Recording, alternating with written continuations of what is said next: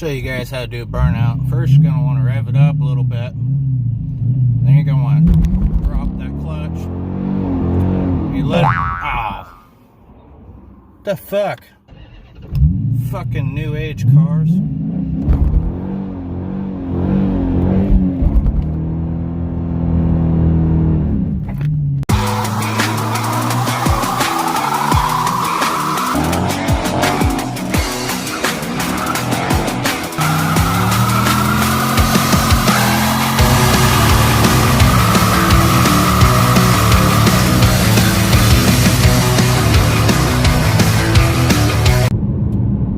Hey guys, welcome back to the channel. Today, or right now at least, I'm going to pick up a Turbo 400 fixed yoke for the Firebird.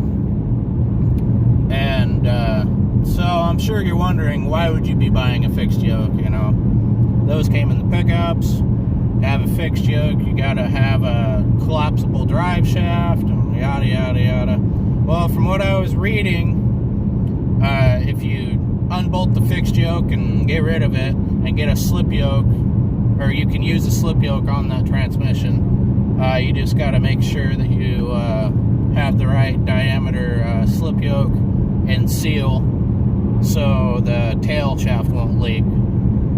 But other than that, from what I hear, it's the same. So, but anyways, it's a Turbo 400 fixed yoke. Supposedly it works. Taking a little bit of a gamble, just kind of taking the guy's word for it.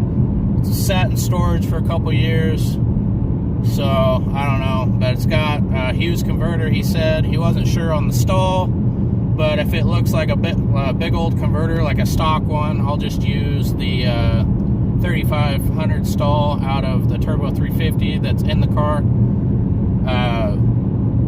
The Turbo 400s and Turbo 350s have the same input shaft spline count, so the converters can run between both of them. You can, you know, use the same converter on them.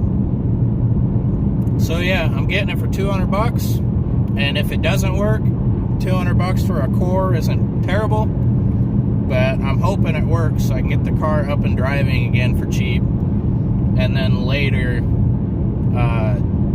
take it and get it built for rendition number 2 of the car when I build the shit out of the motor and stuff.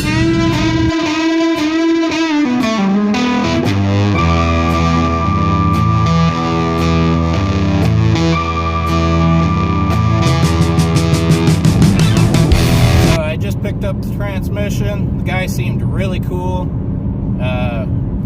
a mechanic, worked at a shop.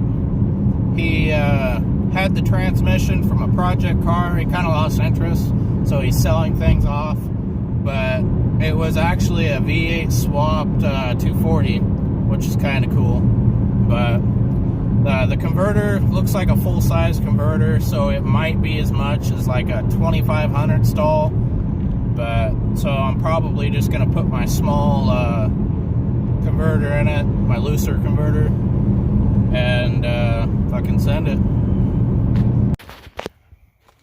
Just got home. It got dark pretty quick, but here it is.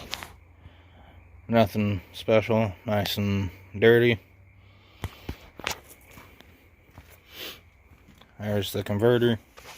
You can tell it's aftermarket because it's red, but it's supposed to be a Hughes converter.